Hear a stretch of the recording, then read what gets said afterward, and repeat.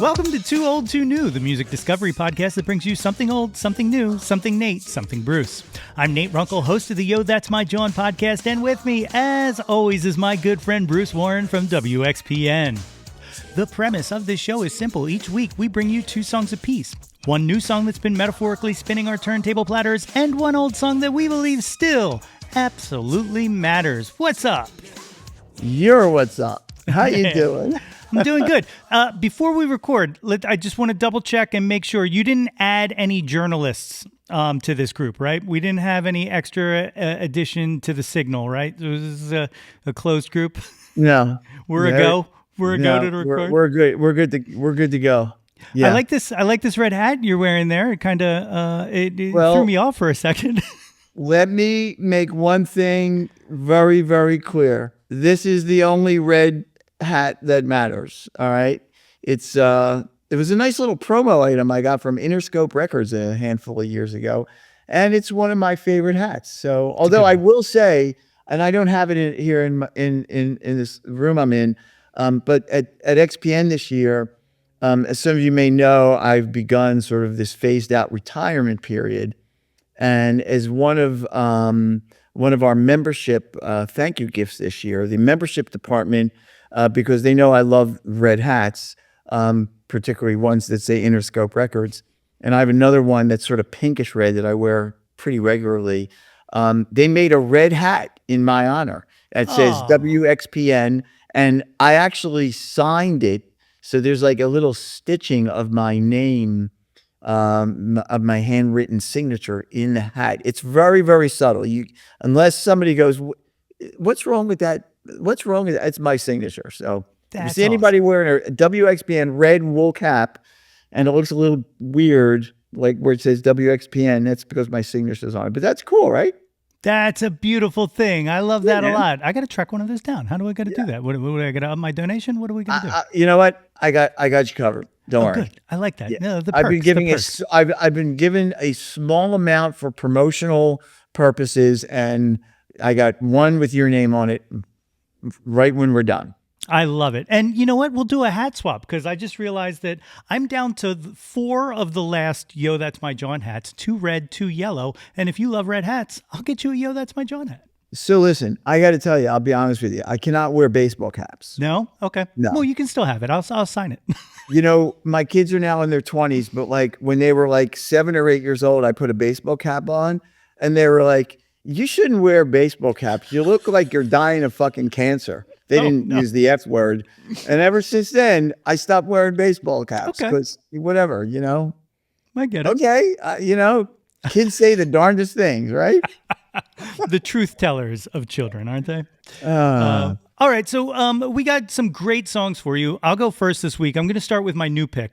Yeah. And this is one of the rare things that occurs occasionally, which is I don't really have much to say about anything other than I fucking love this song. That's good enough. That's good enough sometimes. Right? Nick. Right. I have probably listened to this song this is one of those songs that the first time I heard it, I immediately stopped it and played it again. I've listened to it countless times. It's probably my favorite song so far this year. There's just something about it that just hits so goddamn hard. And the song that I'm talking about is a new one from Jessie Reyez, and it's called Psilocybin and Daisies. And I'm just going to play a clip here before I get into it. I've been told that when I love you today. The first time I heard it, the Smashing Pumpkin riff started, and I was like, oh, that's what we're doing now? That's what we're doing in pop songs? And then she started singing, and I was like, all right, no, this is kind of a vibe. And then by the time it hit the chorus, I was sold. I was absolutely sold. It feels like good, like early No Doubt to me. Like it just has that kind of like that driving kind of like I can picture this on a festival stage, something fierce. It feels like summer. And the album that it's on, Paid in Memories, comes out this Friday, and I'm super excited to see what else she has. She's got a lot of great guests on the album: Lil Wayne, Big Sean, Sam Smith, some heavy hitters on there. So super excited to see what Jessie Reyez has to bring. I'm listening. I'm looking forward to hearing it. That's what I've heard. I really dug. That's very cool. It had a Lola Young, messy vibe to it. I don't Yes. know if you're familiar with Lola's record, but hey man, good. And you know what? It's okay to just like a song because it's a good fucking song, right? Right? And I had talk about listening to songs over on repeat, and this is not one of my new ones, but there's an MJ Lenderman covered a This Is Lorelei song called Dancing in the Club, and he puts his own spin on it. And I listened to it. I went to the gym yesterday. I went for a walk afterwards, and I was probably like 20 minutes into the walk, and I realized I had listened to the MJ's song like probably about 10 times, maybe, maybe 8 times. And it's just, it's okay. It's good. It's amazing when a song overtakes you and you're just in it, Right? like that's the best. And I love that feeling. So That's I what hope- we do I this hope- for. That's exactly right. We're fans of music, you think about all the songs that you go next, next, next, next, next, next, next, next, next, and then, when it hits, it hits you right. And that's a Hell good yeah. thing. I That's a dig it. good What do you got this week? Well, I got actually an album that I had on repeat, not by accident. I was doing some work the other night. I hadn't yet listened to the Saba album. And it's a collaborative album, Saba and No ID.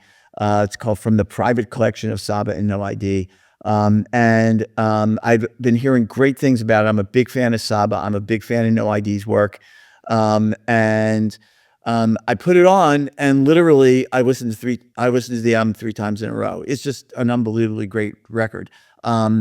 It's Saba's the rapper from Chicago, No ID. Ernest Dion Wilson is a producer, music exec from Chicago, has been behind behind the boards for so many incredible records, records by Vince Staples and Jay-Z, for many years has been an important name in hip hop. And he's also done some incredible work with a famous rapper whose name I will not mention anymore. That being said, this record is an unbelievably gloriously fun record. Fun, musically fun. Because lyrically there's some pretty intense stories on it. But it is samples galore on this album.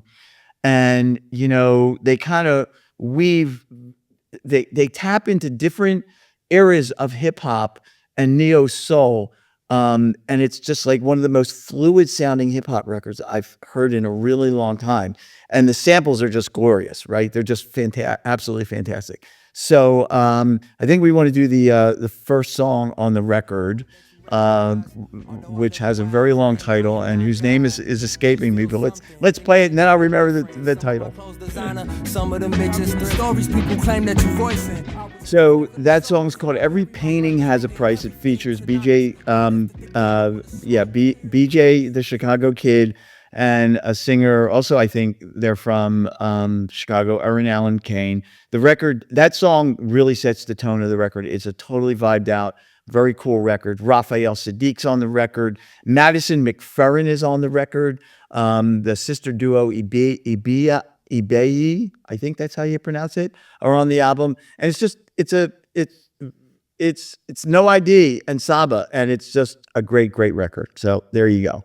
It's killer. I haven't heard the album yet, and I literally moved it up in the queue as I was making the clip today because this is exactly my vibe. This is exactly what I want out of hip hop. I like a loungy kind of soul sample. Is a perfect thing in there.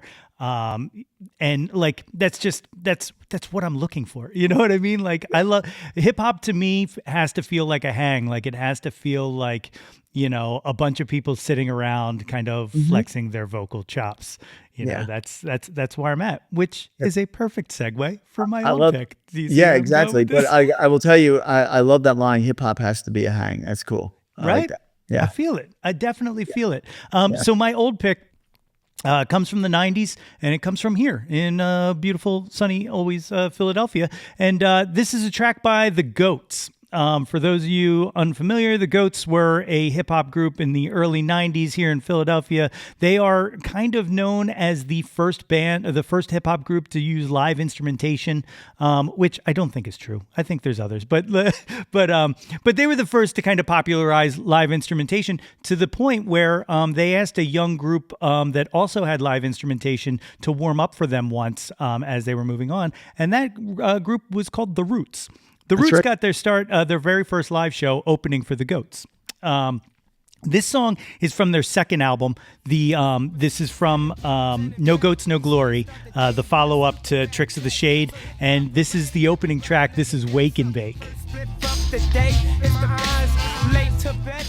The Goats in that live band featured, we've talked about the gentleman numerous times on here, Chuck Treese, and it also featured playing bass on that, E.J. Simpson. I got to talk to E.J. Simpson a year or so ago on the podcast, and he told me that the Goats had actually reunited, trying to do a reunion maybe like 2 or 3 years ago, and they did some rehearsals, and then it fizzled apart. Yeah, but well, first of all, second album not as good as the first. No, sure, but definitely that's true. the best track. That's the best track on the record. There's no doubt about it. So back in the day, it was like 91 or 92. I was covering local music I was here at XPN. But I was also writing about local music for, one of the weeklies here, City Paper or whatever the fuck it was. But anyway, I became really tight with those guys.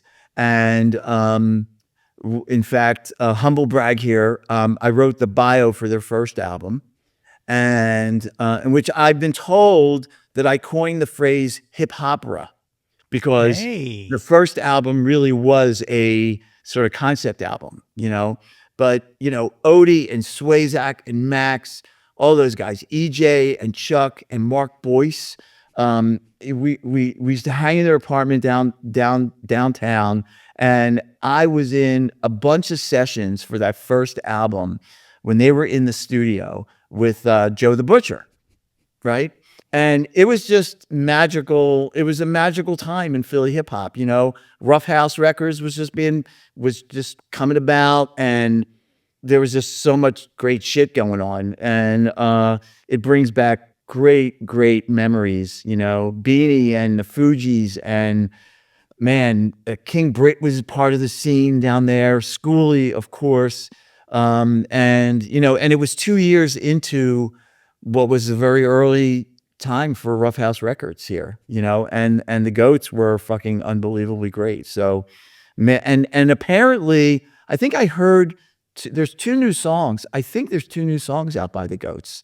It's just the 2 guys who were in, apparently Odie, who's not involved with the band anymore, lives in Boston, but Swayzak and Max, Mad, is still, they're still going at it, man, and it's beautiful. I love it. So good choice. So, total confession. The reason I picked that twofold was Nick Hexum mentioned them when I chatted with him on the podcast this week, and it made me realize that, to me, I can tell if someone's cool as fuck if when I talk about being from Philly, they mention the Goats. Yeah. So like it's almost like a calling card. Like it's like, oh, you mentioned the Goats? Okay, cool. You're fucking in. I mentioned them actually in the theme song in the lyrics to the theme song of Yo, That's My Jawn. But whatever, no big deal. But 2, and this is what I have to confess. The reason I picked this song, and well, not this song, but the Goats in general, is because I knew that I could just put a battery in your back and let you go. Oh, okay. I knew you had a story on deck, and I was just let's get him going. I probably saw the Goats every show they played, and in fact, what's really interesting? They put out a live album last year that's on the that's on all the streaming services, and I was at that show, and I remember I had a cassette of the record. Of the live recording, because the same guy who records our festival, Mike, that's his name, Mike, he recorded that show at the Khyber Pass. And I was there, and I was like, dude, you got to slip me a copy of this. It was like the greatest performance. And yeah, they put on some unbelievable shows. Michael That is Comstock. awesome. Michael Comstock. Man, he's got so much live footage from so many great Philly bands over the years. I gotta, when I see him next, I gotta see what he's got. Would love to do some Yeah. shit around that. Good Hey, stuff. Good stuff. Here's another reason I picked this segue. You mentioned Joe the Butcher, Joe Nicolo. His brother Phil just worked on a vinyl release that's coming out this year that maybe you might want to talk about. Sure. Thank you. Good that See you what I do? remembered. Yes. So volume 3 of WXPN's local live vinyl is coming out. It's called Homegrown Vinyl 3. And it's available for free at like 13 or 14 record stores in the Philadelphia, Jersey area on Record Store Day with the purchase. So we're really psyched. It's a limited edition, and we've got Dr. Dogger on it, Flourier on it, Mannequin Pussy, Cadre Noir, Khalil Amaru, who was our Song Challenge winner, is on it. Eliza Hardy Jones is on it.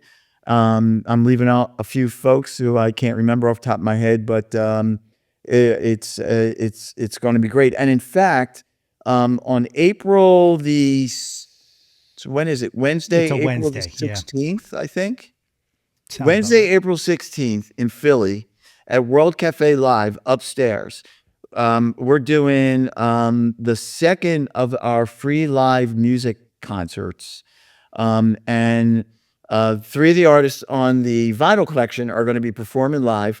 Eliza Hardy Jones is playing, Cadre Noir are playing, and Toby Lehman is going to be here with his trio. So it's going to be a great night. It starts at 7:30. Get all the RSVP. We need you to RSVP up on our website, xpn.org. So there you go. I immediately jumped on those tickets. Yeah, because good. that's gonna be a good one. That's a great setup. Good. How about your old pick? So we're going back a little bit farther than 92 or 91, and we're going back to 61 for a song. And I got to give a shout out to my main man, Zach, who pointed this out to me. He texted me a link to a YouTube video of a song by an R&B guitarist from Lafayette, Louisiana, named Bobby Parker. Now, not to be confused with Robert Parker, who was like, they had that one-hit wonder, Barefootin'. But Bobby Parker was a dude who had a song called Watch Your Step. And I'm going to ask you to play it first because I want you, Nate, but you, the millions of our fans out there who are listening right now, to pay close attention to the guitar riff. And I'll talk about that after that. So hit it. Okay, Nate, what do you hear? The Allman Brothers. What else do you hear? A little cream, a little cream in there. For sure. I'll tell you this. It was an inspiration for 2 Beatles songs, I Feel Fine and Day Tripper. Oh, yes. It was an inspiration for Over, Under, Sideways, Down by the Yardbirds. It was an inspiration for Ray Charles's What I Say. It was an inspiration for Moby Dick by Zepp.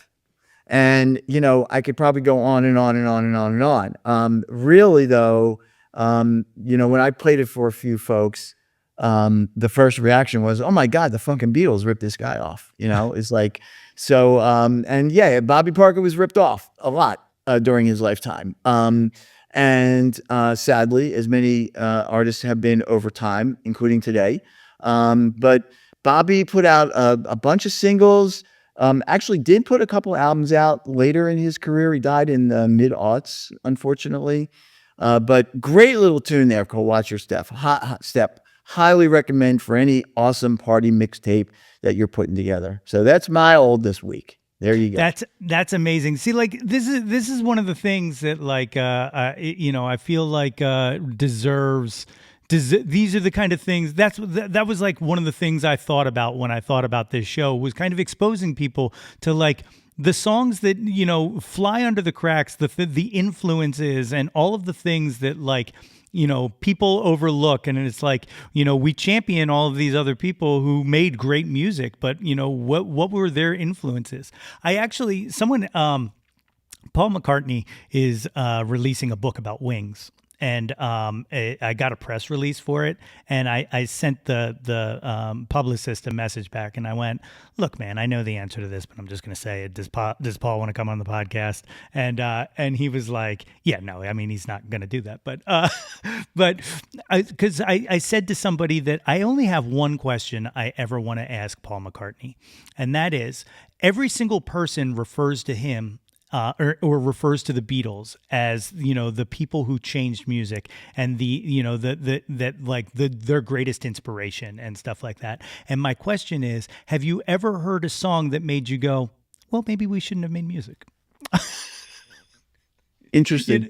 You know, like, that's a great question. Because if everything is derived from you, do you feel a responsibility for everything that comes after you? So, and like for him, like, don't you think you would want to be like, hey, you like me? Go listen to Bobby Parker. You know what I mean? Like those kind of things. Like pay it forward. You know, expose your influences. Yeah, good, very good point. Very good points. Very good points. Well, good job, sir. Yeah, man. All of these songs, of course, will appear on our Spotify playlist, which you can find linked in the show notes here. You can find Bruce at Some Velvet Blog. You can find me at That's My Jawn on the socials. Follow us on Substack if you're not watching this on Substack, or, you know, go watch it on Substack. One or the other. You, of course, can hear Bruce every Sunday from 10 a.m. to 2 p.m. on WXPN right here, 88.5 in beautiful sunny Philadelphia, which I got to say, you were true to your word. And you totally played the Black Kids on Saturday. I did. I told you. I told you I was going to do that, man. You know, when I remember shit, I'm good to my word. And then every other Monday, you can hear me on Why Not Radio.